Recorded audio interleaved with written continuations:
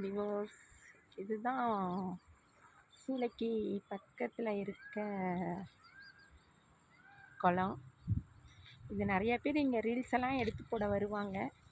இன்றைக்கி அதே ஒரு நினைவில் தான் இங்கே வந்தோம்.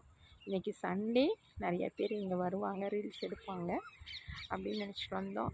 எல்லாமே முன்னாடி வந்து எடுத்து முடிச்சுட்டு போயிட்டாங்க, யாருமே இல்லை, ரொம்ப அமைதியாக இருந்தது. சரி நம்ம விவசாயிக்கு இந்த குளத்தை எடுத்து போடலாம் அப்படின்னு சொல்லிட்டு போடுறேன். தண்ணி நிறையா இருக்குங்க, ரொம்ப ஆழம், தண்ணி நிறையா இருக்குது. ஸோ அதனால் ரொம்ப அழகாக இருக்குங்க, பாருங்கள் முழுமையாக